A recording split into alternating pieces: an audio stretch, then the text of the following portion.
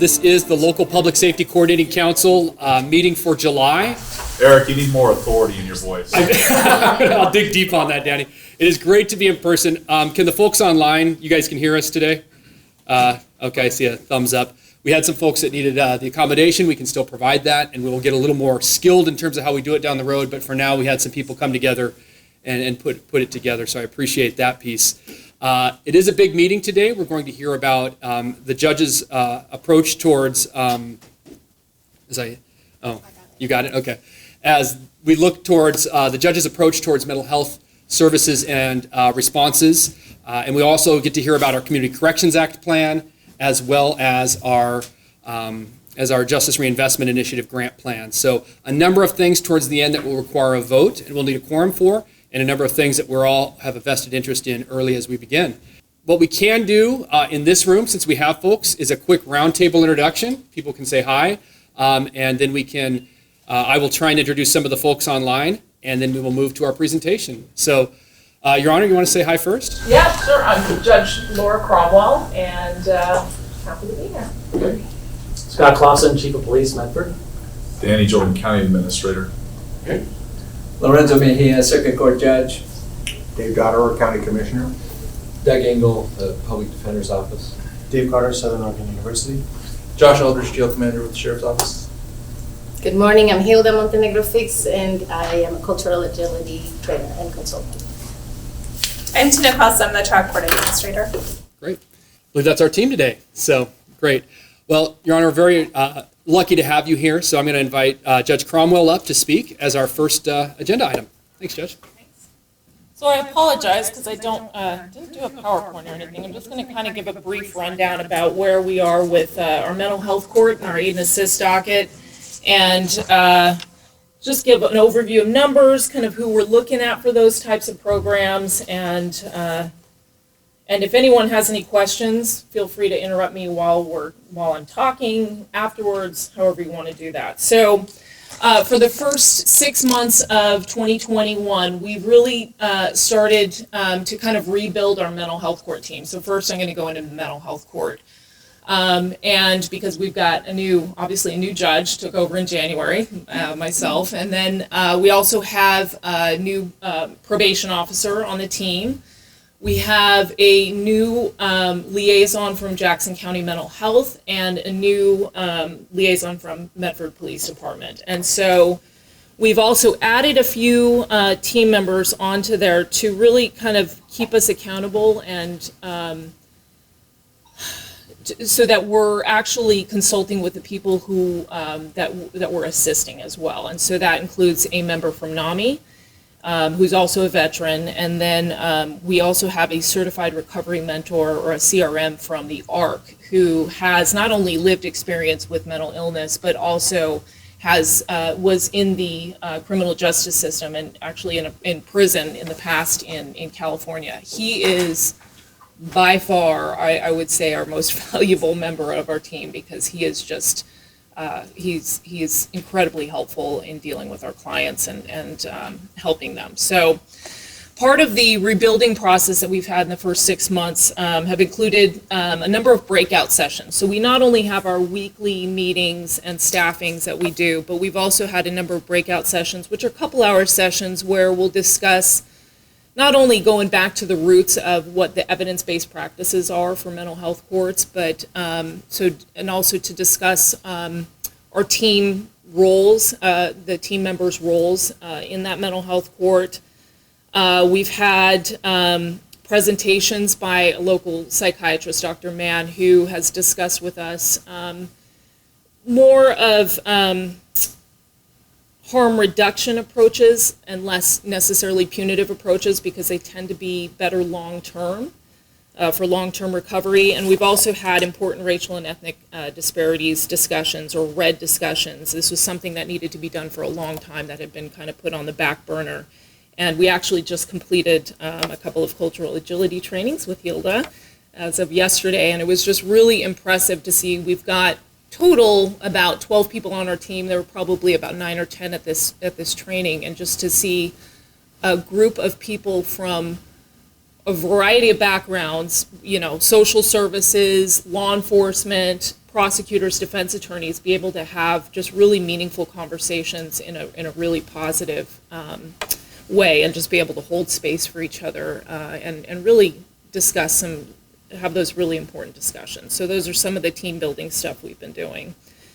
We've had consistent referrals this year for our mental health court, and we're close to our cap of 20 participants. Currently, we have 2 pending referrals that haven't been staffed yet. We have 18 participants in, and there's 1 additional that's been on abscond status for now a couple of years. So, so currently 18 participants. Only 2 of those 18 right now are women, which is actually an odd dynamic for us. So we've had 9 graduations within the past year. We have 2 more coming up in the month of August, and so it's been actually very positive. I wanted to give a brief intro into the type of people that we'd like to see in our mental health court, because it's not necessarily who people expect us to take. We oftentimes get referrals for people who have just, kind of a one-off incident where they have suffered maybe a long time, or have been medicated and appropriately addressing mental health concerns, and then for some reason go off meds and then have a psychotic episode. Oftentimes those folks do not have criminal histories, and this is not the participant that we actually want to see in mental health court. Even though we'd like to see those types of people get some type of reduced sentencing or guilty except for insanity type of situations, depending on the seriousness of the case. And the DA's office has been really wonderful about dealing with those types of individuals. But the people that we want to see in mental health court are high utilizers of the systems, whether it be the hospital system, the criminal justice system. The people that are, quite frankly, really difficult for our community to deal with on a regular basis. Judge Conrad, can I ask you a question about that? Absolutely. So are the majority of these people high DSM level diagnoses, like Yes. paranoid schizophrenia? And that's a great, bipolar disorder, or are they mostly personality disorder? We do not take personality disorders, and that's a really good question. So you have to have a serious and persistent mental illness, and that is not personality disorders, not solely drug use, although we do see a lot of dual diagnosis. But these are folks with schizophrenia, schizoaffective, bipolar disorder, most commonly those 3. We do take folks with major depressive disorder and serious anxiety, but only if it has a psychotic component to it. Because normally, under normal circumstances, those other folks are not as engaged with our criminal justice system due to mental health issues. So we like to see medium to high criminality or criminogenic risk, so people who have criminal histories or prior involvement with the criminal justice system, anywhere from low, medium to high on substance use issues. So again, we see a lot of dual diagnosis, and then medium to high mental health acuity. Folks that have used the hospital a lot, have prior hospitalizations, and the serious and persistent mental health disorder, not personality disorder. So they're all people that can be treated. I mean, essentially, Yes. and are they almost all on some kind of medication regimen? Almost every single one is on some type of medication regimen, and if they're not, it's almost always because they were probably misdiagnosed before coming in, and we're not going to boot those people out just because they've come in, but almost everyone is going to be on some sort of medication. So the kicker is that even though we like to see, high criminogenic risk, the kicker is that there has to be a nexus between the mental health disorder and the crime that they're accused of. So, for example, not selling drugs to support or committing property crimes, let's say that, to support a drug habit, but rather maybe committing a property crime because you're manic and unable to control it. So that type of nexus is what we like to see. And so, again, these are people in our community that have been exceptionally difficult, both for law enforcement as well as our hospital systems. And I do want to highlight just one participant. It's all, our mental health court is open to the public. It's all public record. And so one of those participants, which law enforcement will know, is Soren Steele. And he is, you would never believe this guy in mental health court, because he is somebody who is in his mid-50s, for those of you who don't know him. He's in mid-50s. He has been in the criminal justice system and had horrific alcoholism probably since a teenager, and has been really on our radar for quite some time. And in 4 months, he's 4 months into the program. He has not had one sanction, which is actually surprising. We were really nervous to take him in because we just didn't know if we were going to be able to address him correctly and be able to address his issues correctly. But he is probably the most, when you get to know him, incredibly compassionate, just really charming, and just a really modest individual. And he comes into court, every week to start with, and just every time, just huge smile, huge toothless grin of like, "Hi, Judge Cromwell, I'm so happy to see you," and just really an amazing individual. And he has done so well. So I don't know, it's unusual, and I'll discuss this in a moment, for somebody not to relapse during the course of our program. We expect that, and it actually should happen while somebody is in our program versus when they're out of our program, and because we're needing to, build those muscles of how do we deal with this effectively? How do we get, prevent you from sliding all the way back down? How can you catch yourself before you get there? And so he's done wonderful, but I suspect at some point he'll probably have a little blip on the radar, but he's just really, for anyone who knows him, is just a night and day. So we recently increased our program length from 12 months to 18 months. And the reason we did that is we really wanted to see longer recovery, or lengthier monitored recovery, before people were going back out on their own without this team surrounding them. So the reason is mental health recovery, substance abuse recovery is not a linear process, and for different people it goes different ways. And so again, similar to what I just said, is we want, if somebody is going to relapse, if somebody is going to have crisis, we want that to happen while they're in mental health court so that we can work on those tools. So let's see, that's all I had as far as the mental health court docket. I don't know if anyone has questions for that. Yeah. So are we tracking people like 3 years after the program, 5 years after the program? Are we doing anything like that? There is some tracking going on, and to be completely candid, and I haven't looked at what it's been after the fact. I know it's being tracked. I think you're going to see, as far as the recidivism rates between our drug court versus mental health court, you're probably not going to see as high a success rate. And the reason I kind of attribute that to the fact that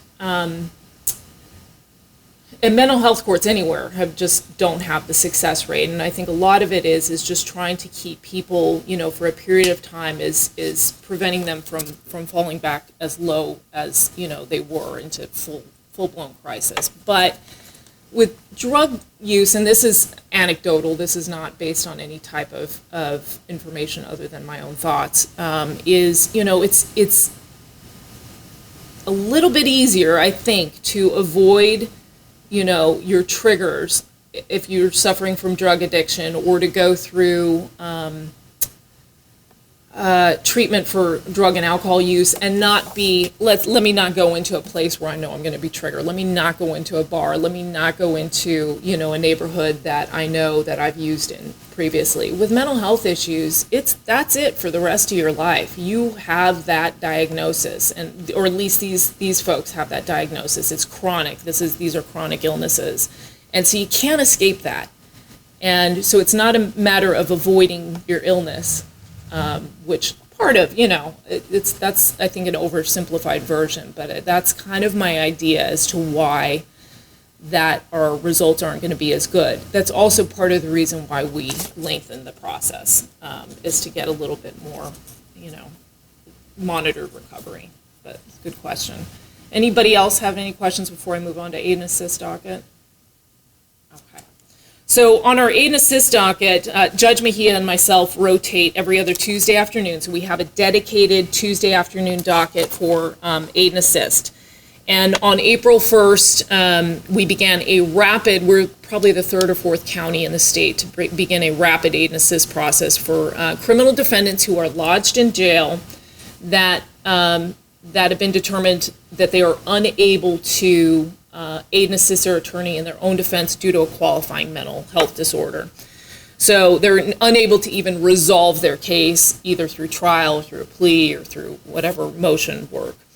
So we've had the dedicated docket, aid and assist docket on Tuesdays for a couple of years now, but the new addition is really intended to prevent people from languishing in jail needlessly while their attorney is, first of all, recognizing the issue when they go in to see them, then trying to get funding from OPDS to get an evaluator on board, locating that evaluator, scheduling that evaluator, and then waiting for a report. And before our rapid aid and assist docket, probably one of the more extreme cases, but it was about 6 months between going into the jail and recognizing that there was an issue to the date that we got the report. And that's ridiculous, not only for our jail capacity, but also for somebody languishing from mental health issues and sitting in a solitary confinement. So does that docket cover civil commitments too, or just? No,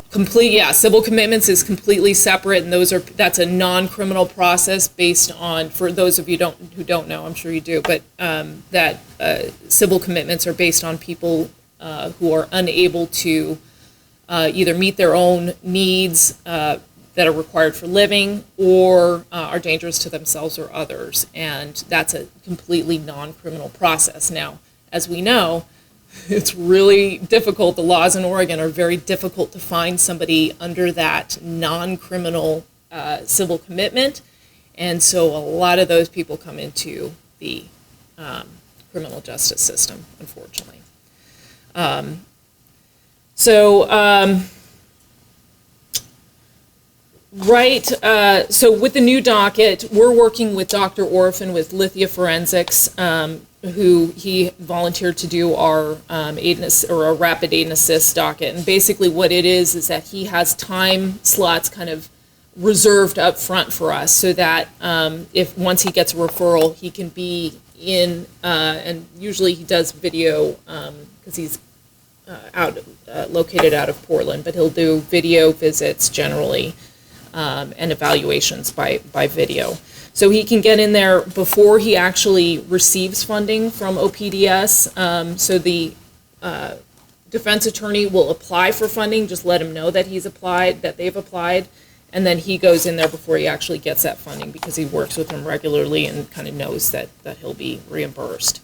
So that cuts down significantly on the wait time.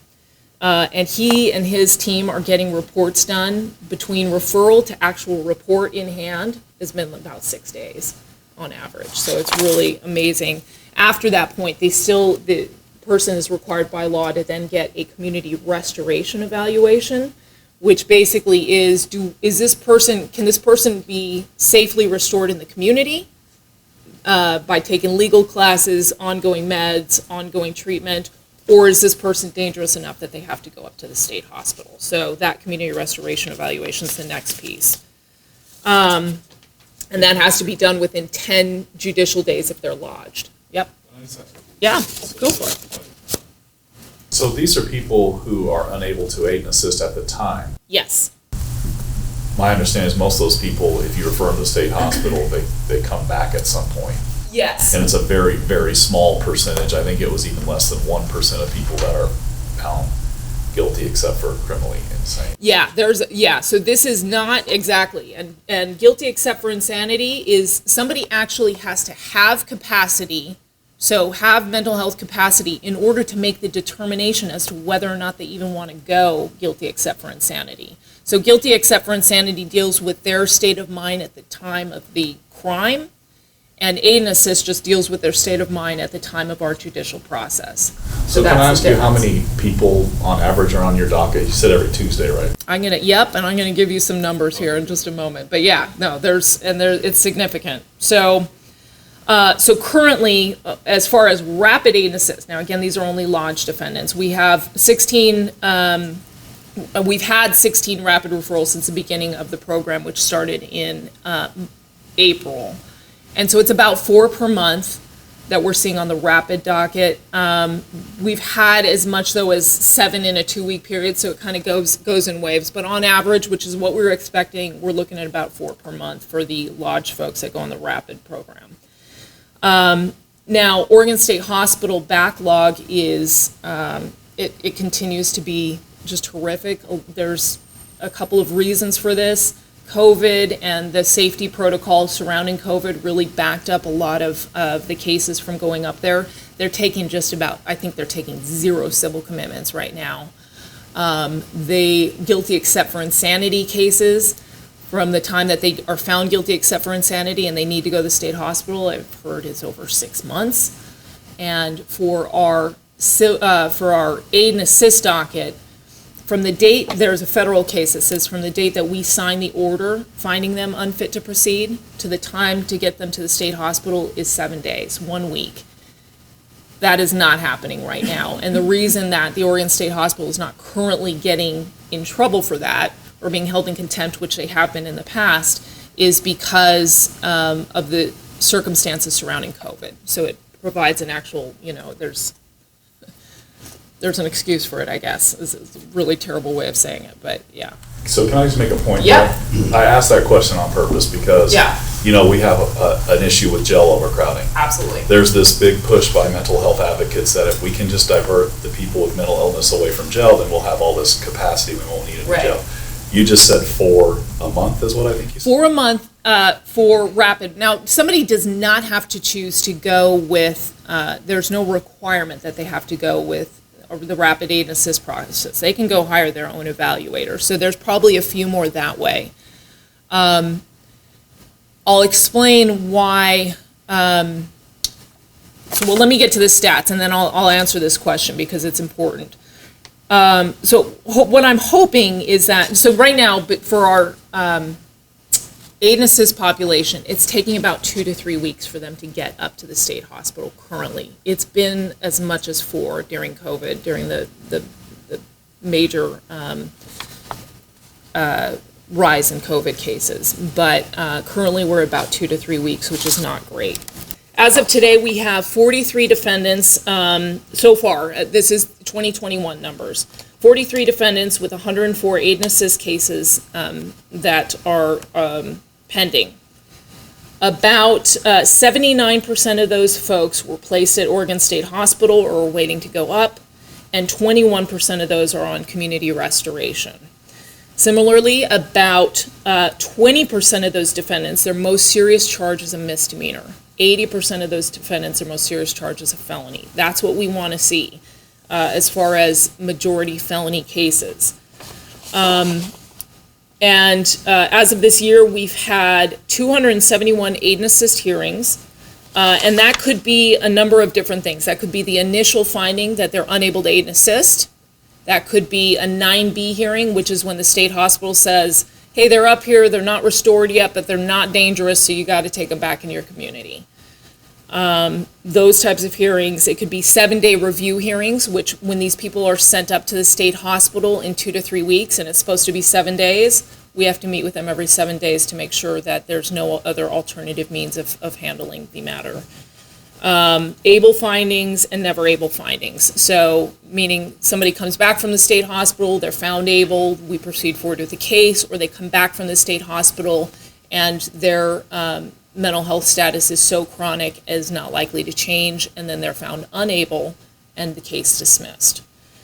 So 271 between all those types of hearings. We're 6th in the state right now for aid and assist cases, which actually is probably where we should be. We've been up at second, right behind Multnomah County, which for our population was not great.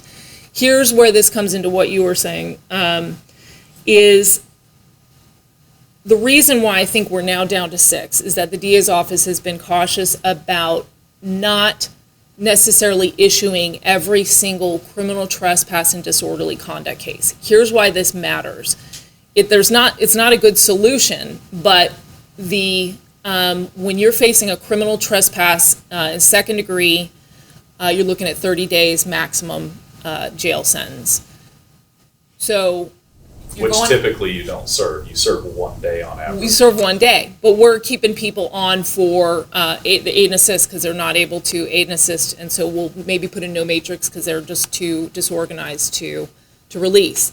Then you get this rapid aid and assist process plus the community restoration process. You're looking at about 2 to 3 weeks, plus 2 to 3 weeks to get up to the state hospital. They've served their sentence, they get released.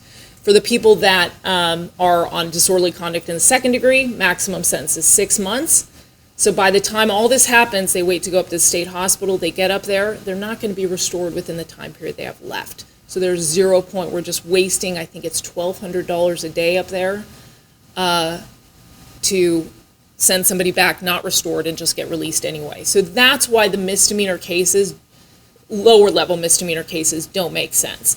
It makes sense for A misdemeanors and above because they're facing a year. So you said, if I remember Yeah. the number correctly, 48 actual findings of unable to aid and assist in the year. 43, actually, this is current numbers, I'm sorry, that's current numbers, 43 current.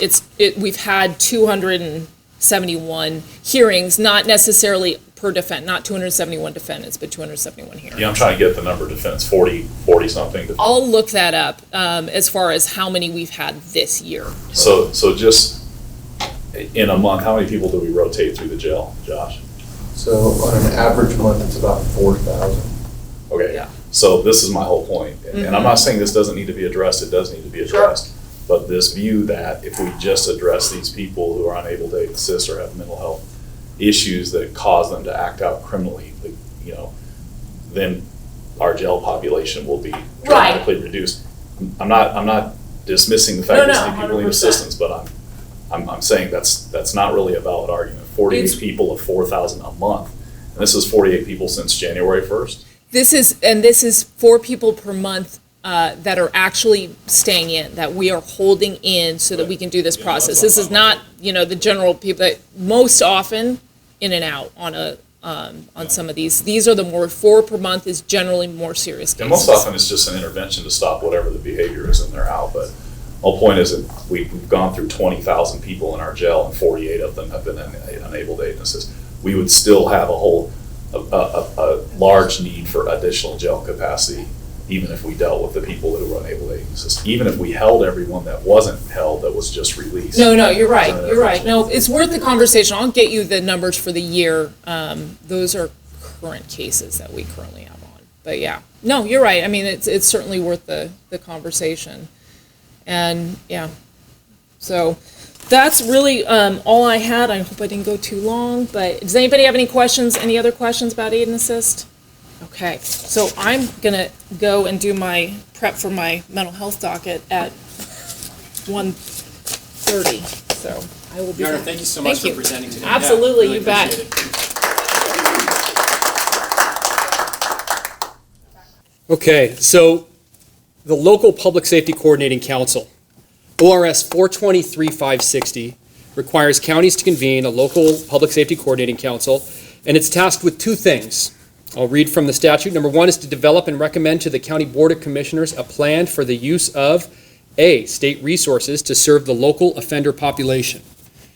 And then it also asks for us to do a similar process for the juvenile population, age 15 to 18. That's what Joe Ferguson brought before us, I believe, a couple months ago. And then it also asks us to coordinate local criminal justice policy among affected entities. We do spend most of our time in our agenda space on the last one, on number 2, but we're required to do number 1A, and that's what I'm here for today. So we'll talk about what that plan is for state resources to serve the local offender population. 423-478 talks about Community Corrections Act funding, And it says that in partnership with the Department of Corrections, we shall assume responsibility for community-based supervision, sanctions, and services. And so on each of these slides, you'll see that down at the bottom, just to reiterate what this funding is really used for. And it's for offenders convicted of felonies and some designated misdemeanors in terms of the cases that we provide supervision for. Jackson County supervised population, if you were to take a snapshot of it, which is how the state develops our budget, they take a snapshot over 3 months and give us an average. And if you look at it from 2017 to 2021, you see a steady climb. That climb from 1,743 individuals, 1,918 individuals, 2,144, 2,345. That's enough to give somebody vertigo. That's a very quick ascension in terms of the number of cases we were dealing with in our county. And since COVID, we saw that number tail off significantly, although not as significantly as the rest of the state. We still have more cases than over the previous biennium than most of our partners throughout the state. So that supervised population is important because that's the general workload that we build our service system for. We know that certain times we're going to have a few more than that, certain times we're going to have less. It may grow, it may diminish. And we're anticipating that number growing a little bit. In 2019, we had 1,216 intakes. Some of those were people coming from prison. Some of those were new cases coming from court. So we had 911 front-end probations that entered our department. 305 people entered our department services from prison. 2020, we saw that number drop to almost half, 489 probation intakes. And then in this year so far, in the first half, we've seen 326 probation intakes. We anticipate that number continuing to go up as court services are reinstituted. So needless to say, we think our numbers are going to grow slightly, although Measure 110 has made that very difficult to predict in terms of what the supervised population will do. And when we talk about Jackson County, almost every time I bring it up, we do have a heightened risk level. And when we talk about risk, we talk about predicted risk to recidivate, almost more of an insurance term in that sense. And the profile for Jackson County says that 35% of the people we supervise are considered high risk to recidivate. Compare that with the state average of 20% to recidivate.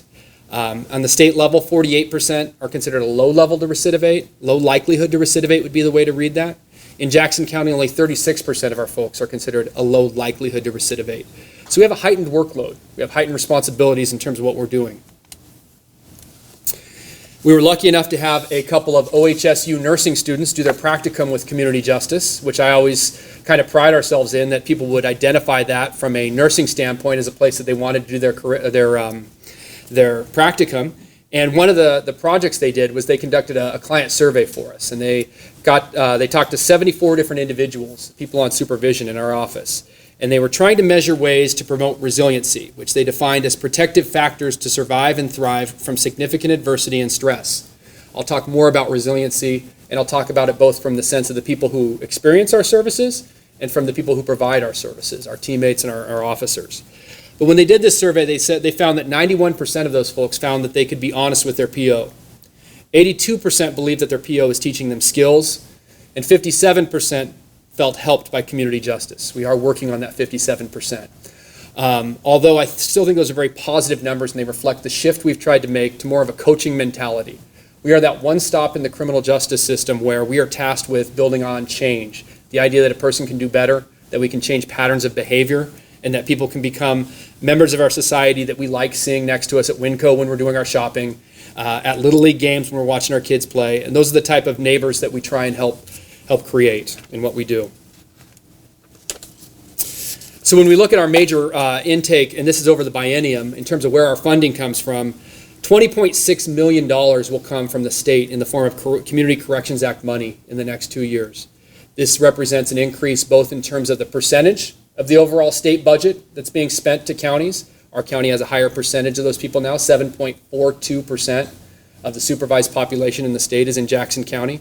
Per capita, we're 5.5% roughly of the state population. So that money's coming down, and then the rate at which they're reimbursing us for those services has also gone up. Over the legislative session, we argued and fought and articulated as to why it was important for them to really put on a per case level a greater amount of money and funding and resources, because we said that money leads to smaller caseloads, more support services, and alternatives to prison that really save the state money in the long run.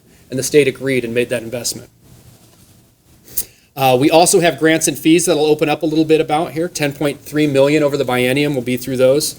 And we get a general fund investment into adult services from our county, which prioritizes public safety and identifies the fact that transitional housing beds, enhanced DUII services, and a strong community justice department is important within that milieu, within that array of services. Eric, can you just talk real quick about why people don't know that we provide services for people that would otherwise be homeless?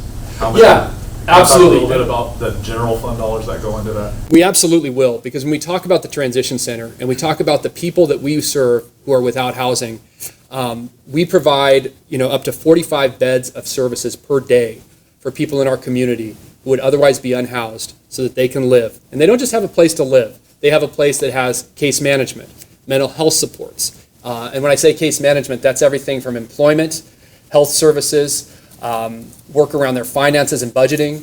We teach these people skills. And to be very frank, the people that we serve within our transitional housing are people that are often unsafe in other transitional housing resources within our community. So a person perhaps who's been convicted of a sex offense, living in a group housing situation for other unhoused folks, we can serve them with more accountability and safety in our setting and make sure that they're less of a threat to our community. And I think that gets lost sometimes, the volume of people that we serve.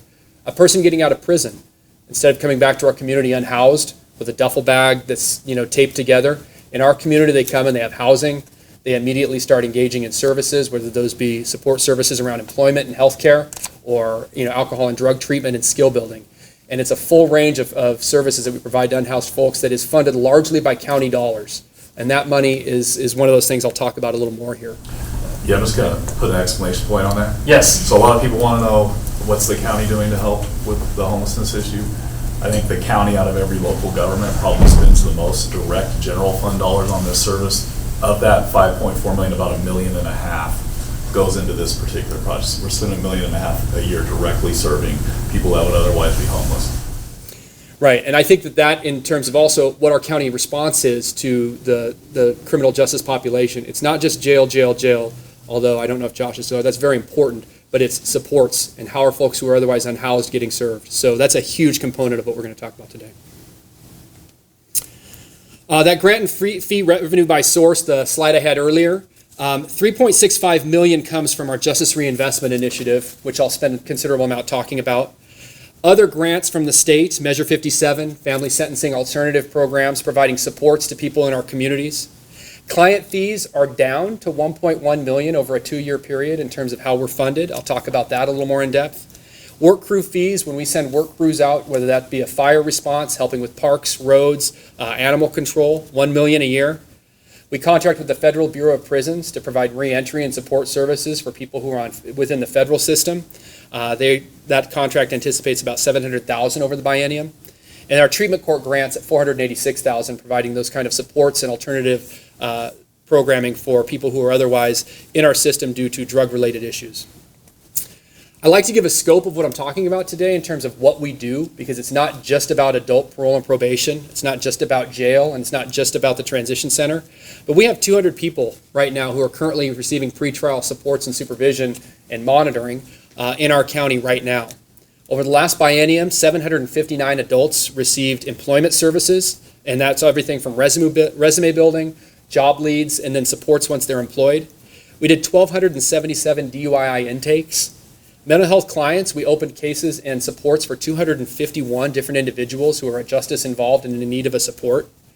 We provided 26,180 hours of community service, and we dispatched 2,801 work crews from our transition center and community service programs. So just to give a sense of the volume and kind of the nature of what we do. One of the primary functions that we do under supervision and sanctions is the supervisory authority. Senate Bill 1145 back in 1995 and its follow-up bill, House Bill 3489, created a new relationship between the state and counties in terms of how community corrections services were provided. It allowed for counties to impose sanctions other than incarceration unless the sentencing court finds substantial and compelling reasons that the defendant be incarcerated. The provision is intended to allow counties to design a treatment program that gradually works the adult in custody back into the community. And we'll talk about what that treatment program is and those different interventions, is how we can gradually work somebody back. The role of the supervisory authority is to facilitate the escalation, if necessary, and de-escalation of justice-involved individuals to ensure that the least restrictive form of custody is used to hold individuals accountable while completing their sentence. The movement could include the following forms of sanctions. We have jail, we have the transition center, and when somebody is moved to the transition center and serving their sanction or sentence, they can be there under work restitution, which means they go out on work crews and perform community service, or they could have work release, which means they have a job within the community, and they're allowed to go to and from that and keep their employment. It could include home detention, residential treatment, electronic monitoring, increased reporting, and it could even include community placement. A person could be at their home with reporting instructions, should that be the most appropriate form of custody. And we can do that in terms of what a person poses it for risk, what resources we have available, and what individual needs they might have. Our staff work with the jail to ensure that sanctioned and sentenced individuals have appropriate accountability and movement within the continuum of sanctions. The supervisory authority tracks sanctions and local sentences of 365 days or less to their completion. And we have a team of staff dedicated to tracking these sentences and moving individuals to the most appropriate level of custody as they serve sanctions and sentences.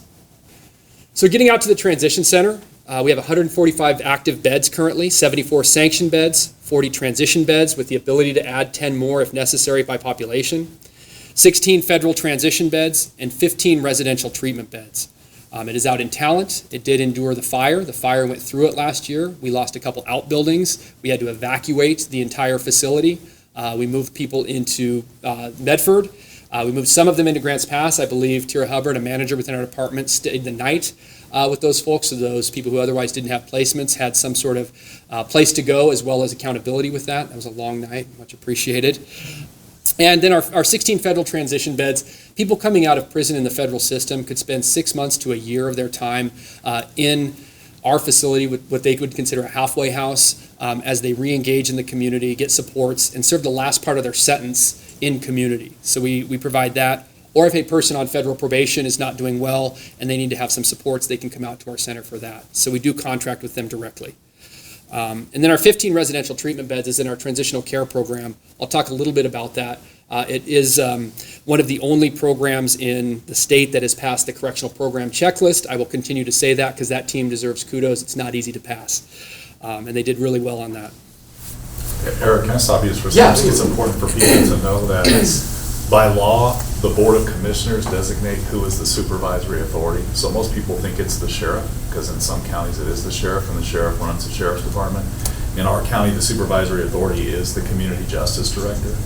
It has been since Senate Bill 1145 passed. And so if you look at the alternatives for placement for serving incarceration, jail is one place, which is managed by the sheriff's office. The supervisory authority has no authority over the jail, but they do have authority to move people in and out of the jail.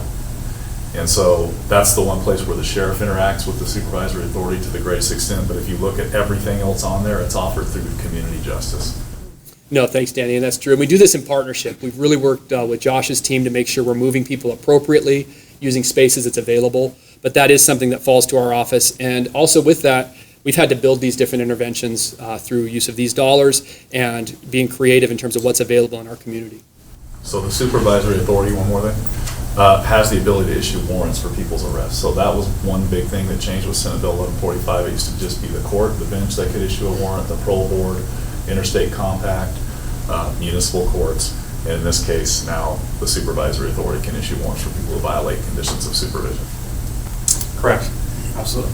When was that bill passed? 1995. And we'll say 1145 pretty regularly to refer to this process. So it's one of those things where we'll try not to use acronyms and things like that, but when we say it, it's referring to the process that Danny's talking about. So out at the Transition Center, we offer different services and supports that are really unique within a correctional setting. We offer employment services, which could be everything from an employment workshop to allowing somebody to go to their work, to resume building, to connecting them with a peer support and driving them to that. So while somebody's serving a sanction, we can all of a sudden start setting them up for success.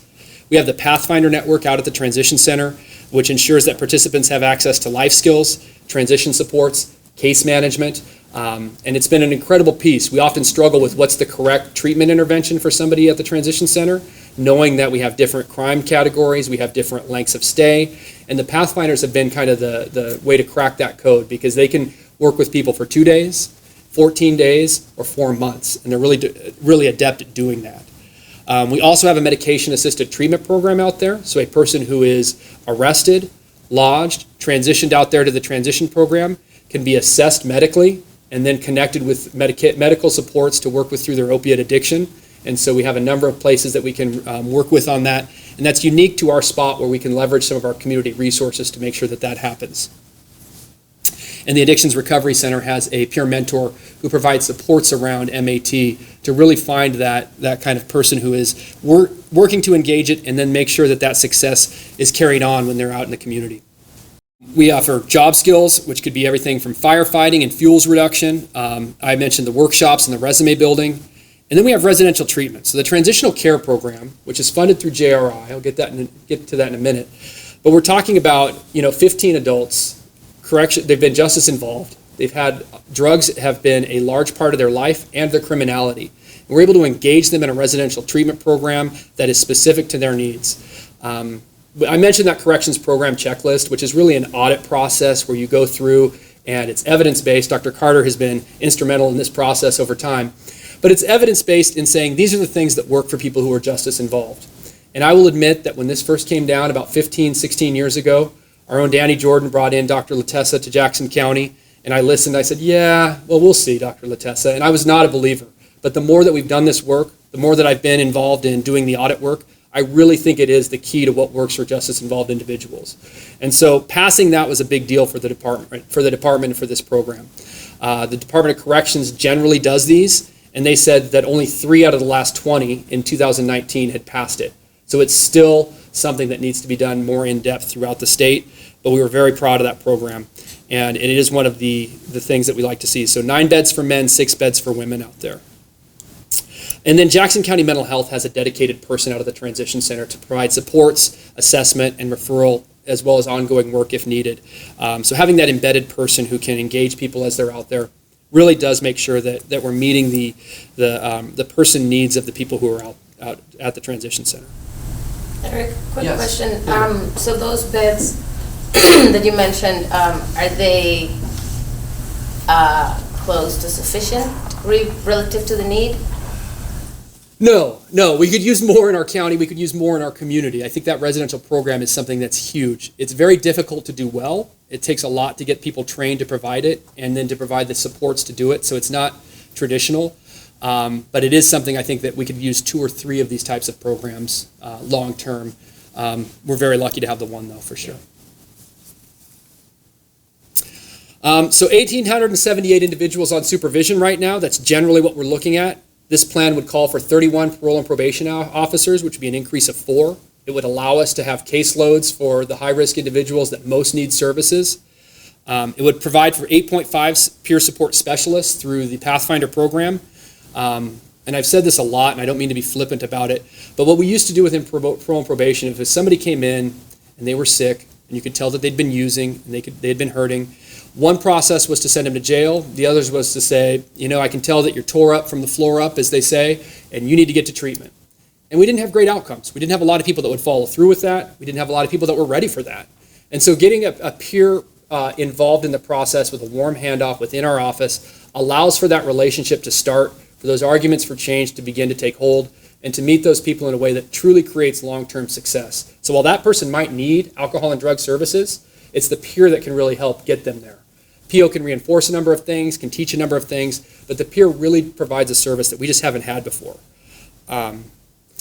The Adult Parole and Probation also has the Resource Center, which we started to work with people getting out of jail, and has since been something that justice-involved people, whether they be pretrial, whether they be in our office for supervision, can immediately connect with a worker who will get them signed up for the health plan, can get them a letter to help with the DMV for their identification. We have employment and housing services. Access is in this building. Our employment specialist is there, as well as alcohol and drug support for those people who are ready for treatment. So we have a multidisciplinary team providing supports on site with adult parole and probation.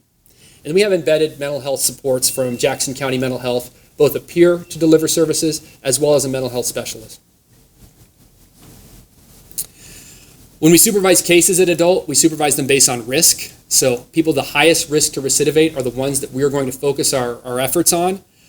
When somebody is a low risk to recidivate, we're going to use a reduced supervision unit to really try and not get in the way of that person, knowing that the data says 90% of them will not recidivate. We're going to then, for those higher risk individuals, use an assessment process that identifies their criminogenic needs, what is it that's fueling their criminal process, and then we're going to target those needs. So it is a more advanced form of what we're doing from a triage and assessment standpoint, but it is also called for in OAR. And then finally, we're doing case planning and skill building. So the idea that we sit collaboratively with a person, identify the needs they're ready to work on, and then teach skills around it. Things that many people in this room have taken for granted for years: how to apologize, how to work through adversity, how to fight through impulsivity. The people that we supervise often don't have these skills. And it's been eye-opening to me that the more we do skill-based work, the better results we get, the better outcomes we get. There was a person who was living in our recovery community, and he was inspirational. You loved seeing him, and on his keychain, he still had laminated skill cards that he had gotten through his PO, things that had helped him and continued to help him as he was trying to put his life back together. And that to me was one of those aha moments that just showed kind of the power of this type of work. Dr. Carter's back here saying, Eric, we've been saying this for years, and I know it's true, so I appreciate it, Dr. Carter. And then within parole and probation, we have a number of different types of caseloads. We make sure that we use specialized caseloads whenever possible. So certainly sex offenders or people who have committed sex offenses, we have a set number of them that are on sex offender caseloads, domestic violence, and gender-responsive caseloads, knowing that we can get better outcomes and utilize different tools within those. We have a specialty court caseload, reentry court caseloads for people coming back from prison, and geographic caseloads, knowing that if we can get community-based and focus within certain areas, we can have better outcomes and connect with resources more directly. We also have a 416 diversion caseload, which are people who otherwise would have been imprisoned, and we're providing supports and accountability locally. I will speak more in depth on that one. Two notes regarding our parole and probation services over this year. Senate Bill 620 passed at one of the last weeks of the legislature, and it eliminated supervision fees. So we've charged those historically since the onset of 1145. We had budgeted $450,000 over the next year. We can't charge that right now. The state did make an effort to reimburse that. They add $371,000 back for fee reimbursement. It doesn't cover the amount. And so we're making that back up through other investments that the state made in this population. But it was one of the reform efforts that was made trying to create a system that was really geared toward the success of the individual. And so we'll look as that is implemented. The other piece that the state did is that they funded misdemeanor domestic violence and sex offender for sexual abuse in the third degree.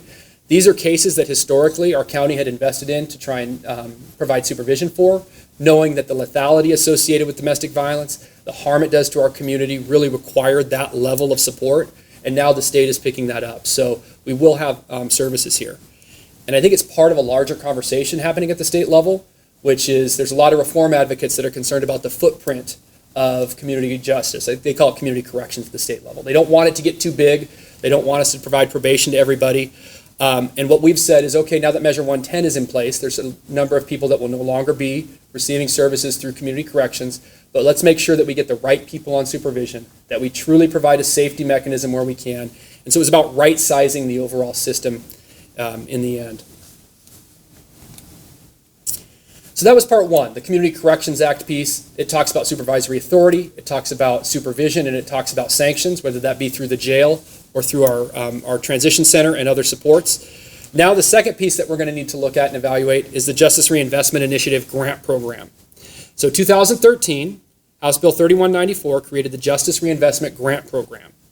And it was targeted to financially support Oregon counties to plan, implement, or expand initiatives that reduce recidivism, reduce prison population, increase public safety, and hold offenders accountable. Provide community supports and responses to avoid sending people who commit nonviolent drugs and property offenses to prison. 10% of this funding goes to fund dedicated victim services. So we'll talk about what that is. So this was really the state's opportunity to say, hey, if you guys don't send these people to prison that you historically did for drug and property crimes, here is some money to provide local supports and accountability to hopefully manage that population safely and effectively within your community. And it is not without its conversation, Beth, if I might. certainly something that gets spoken of quite a bit at the state level. But the 10% in Jackson County that we've been able to dedicate to victim services has gone to two different partners. The Children's Advocacy Center, which funds a therapy administrative assistant and a lead bilingual family support forensic interviewer. That is one piece. And then Community Works funds their lethality assessment program, which allows an officer responding to a crime of domestic violence to contact the program and have an advocate to utilize evidence-based assessment interview, an assessment interview to determine the risk of further harm to the victim. So that's 10% of our funding goes to this program here. The Transitional Care Program is largely funded by this. We've had 189 people enter this program. 93 have completed. The level of involvement, engagement that those 93 have had in our recovery community has been incredible to watch. They're really some of our stars that really help build a better network of people doing well in our community. The Pathfinder Network, we've had Pathfinders present in terms of what their program looks like, taking people with lived experience who've been through this system, giving them the clinical support and that they need to do this work well, and provide a curriculum that is evidence-based has been an eye-opener for us. It's been an incredible partnership to have them on board, and they gear their programs specifically for really the community justice population. People who've been in the system for quite a while, people for whom other services haven't been as effective, and people who really need that unique blend of support and skill building, and they do it really, really well. In the first 4 months that we've been able to contract with them, they've served over 250 clients. So between the Work Center and parole and probation, we anticipate 14 FTE, peer support specialists, over the next biennium. And then the Resource Center, I did mention this, multidisciplinary team providing wraparound services, healthcare, employment, treatment, housing, mental health specialists. All of these folks are involved there. The peers are right there engaged with it. And they've had 5,052 client contacts from January of 19 to July of 21. So they are seeing a lot of people. And during COVID, we didn't quite see the volume of people, but we saw the intensity rise. People who were displaced by the fire, we saw the intensity rise. The need that these folks had to find housing as it became more scarce, to find health care as they were having a difficult time getting interpersonal interactions. We were able to safely do it within the Resource Center, and we anticipate that number probably even going up as some of the restrictions may continue to be lifted.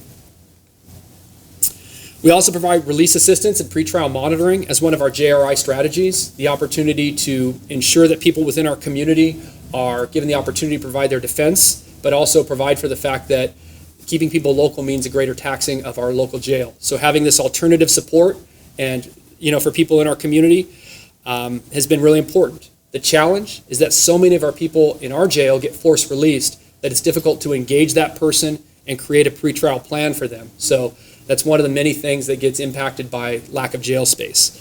But we do have an evidence-based tool and decision matrix, and we do monitor and respond to noncompliance for court-related release conditions. And just one thing that's important, I think, for people to know is pretrial used to be run at the court level. Our court system used to run pretrial there.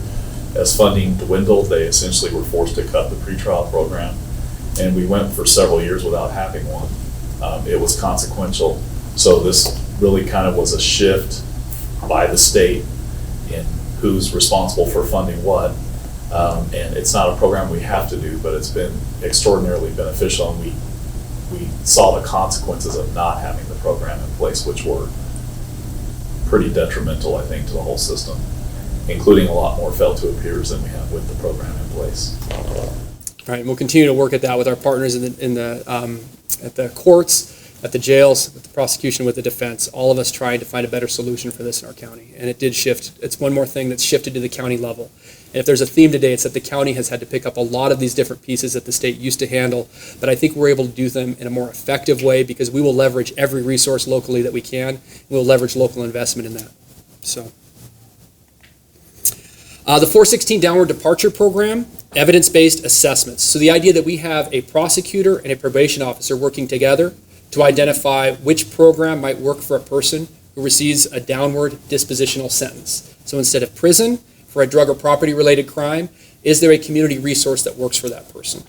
Does the family sentencing alternative program work for that person as they try and keep their family together, keep their children, and just need some different supports? Does drug court work for that person? Is this somebody who needs a treatment court experience? Does probation have the necessary tools and things to provide for that person in what they need? Since 2018, we've had 220 people plead into this.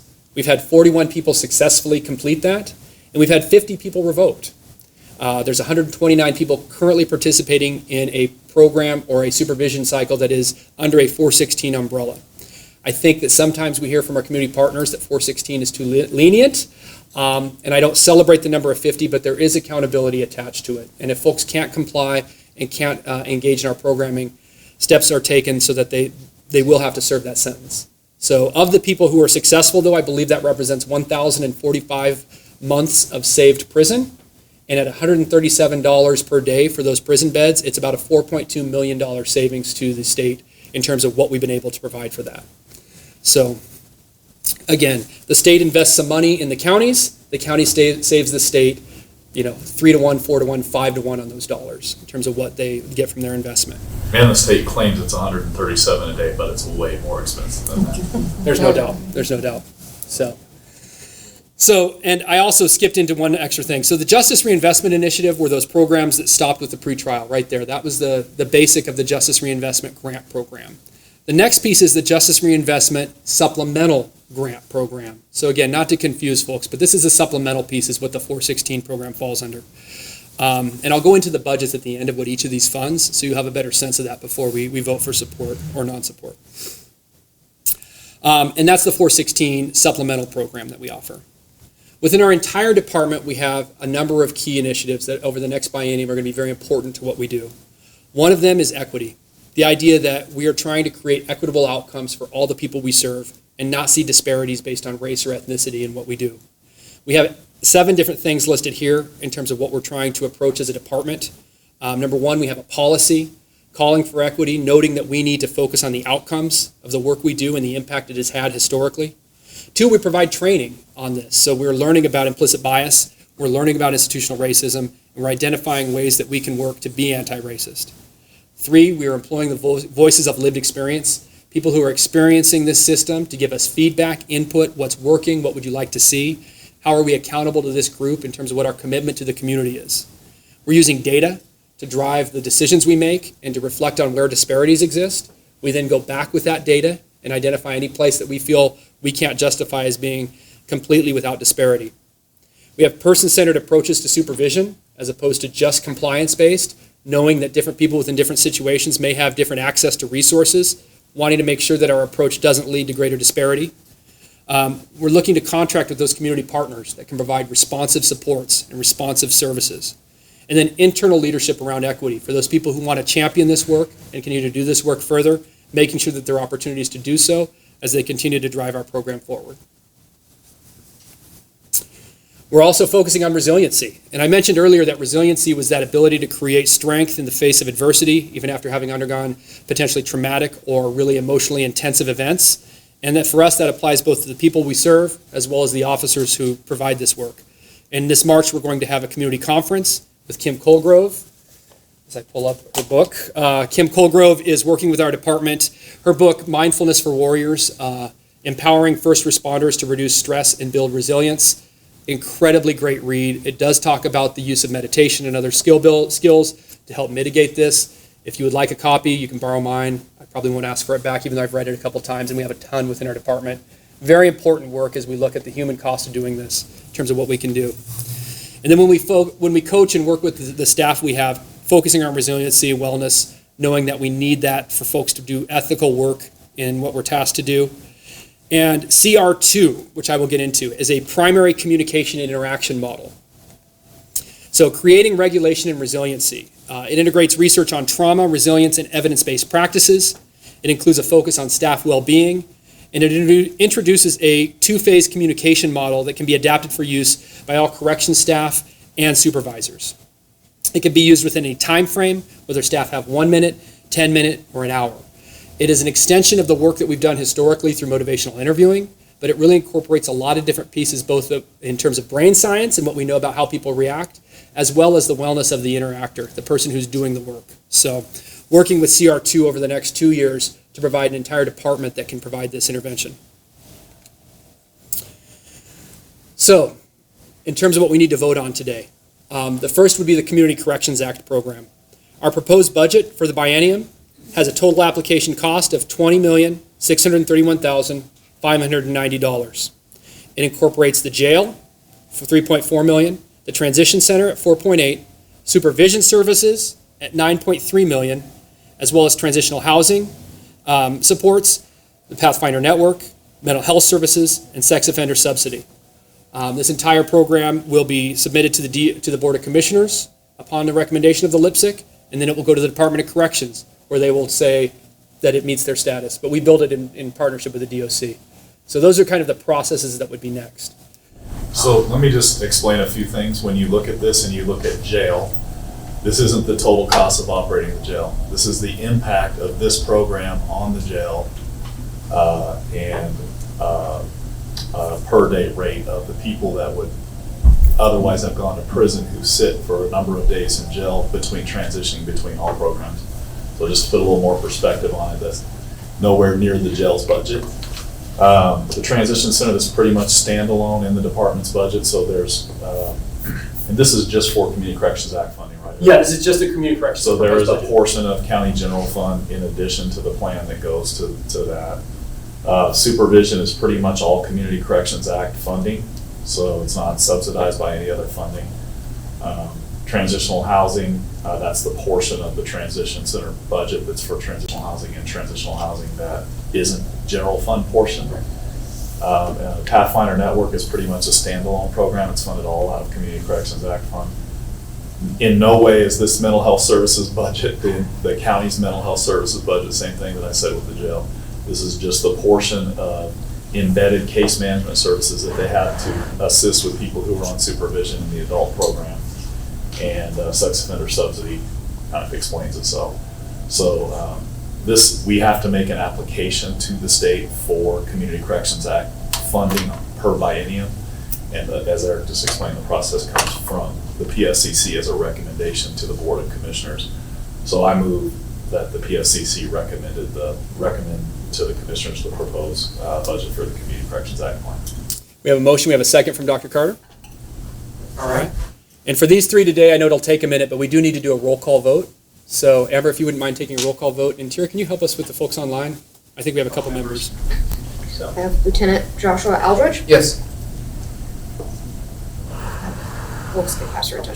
Dr. Carter. Yes. Okay. Chief Scott Clausen. Yes. Commissioner Dave Dodiger. Yes. Doug Engel. Yes. Director Eric Geyer. Yes. Okay. Beth Hecker. Yes. Johnson, is she on? She's online. Okay. Is everybody? Barbara, can you unmute and say for roll call, yes? Yes, sorry, I couldn't hear you, yes. Or she could say no. Or you could say no. Wait a minute. I thought this was a democracy. My apologies. Dr. Lee Ayers. Yes. Travis Christian. Yes. Danny Jordan. Yes. Jennifer Lind. Yes. Judge Lorenzo Mejia. Yes. Hilda Monterrego Fix. Yes. Tina Qualls. Yes. Mark Regalis. I don't think he made it today, Mark Riegels. Rita Sullivan. Yes. That's everybody. All right. So our first one was the Community Corrections Act. The second one is our Justice Reinvestment Initiative proposed budget in terms of what we have listed here. Over the biennium, $284,000 is for administration of the grant, $403,000 is for the resource center, $437,000 for pretrial services, $585,000 for the transitional care program, TCP.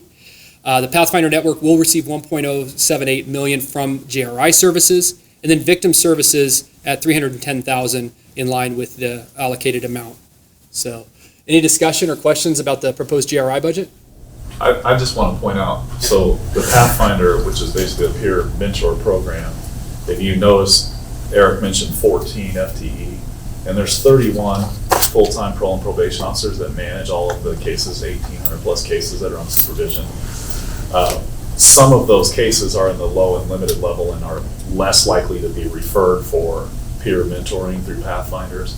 So we have probably, I mean, better than a 1 to 2 ratio of mentors to parole officers, and not all those cases will be referred for mentoring. So I think it's a really, it's a high ratio, I guess is what I'm pointing out here for people that don't know that, to have this specific program available to clients from peer mentors is probably one of the better moves I've seen our community justice program make in a long time. Thanks, Danny. We're really excited about it, and it is a big investment in terms of the amount of work, and it just has been very responsive to the officer needs and the individual needs in terms of what we're doing. So, Dr. Carter? I move to approve the Justice Reinvestment proposed budget. Second. yeah, I believe Lieutenant Aldrich beat our District Attorney Beth Eckert with the second. So, all right. We will do another roll call vote for this. So, Amber, if you wouldn't mind. Lieutenant Joshua Aldrich, Yes.